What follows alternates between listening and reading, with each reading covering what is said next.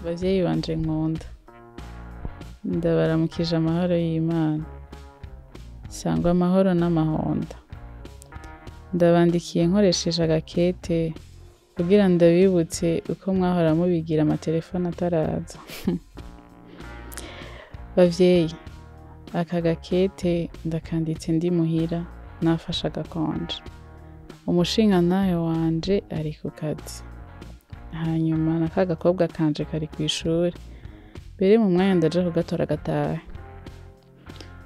Igitumye rero ndabandikira aka kabaruwa si kindi, ni kugira nshime ndavye ubuzima mbayemwo, uko mwandeze, indero mwampaye. Dawe, ndagushimira cane kuko ntiwigeze umbera nk'igikoko.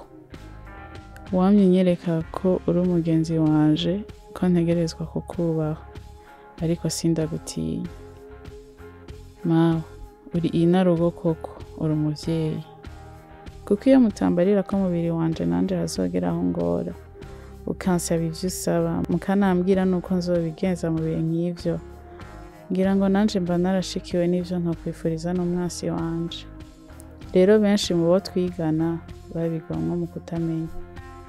Erega abavyeyi nkunda, bane mu bo twigana muri 10 baratwaye inda z'indaro kandi batifuza namba.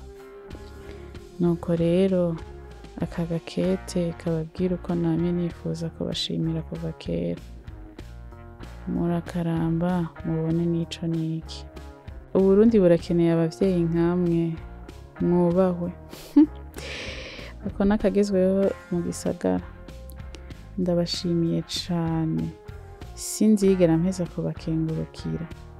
Ndabagumbiriye cane kandi ndabakumbuye. Imana ibahezagire. Bizu.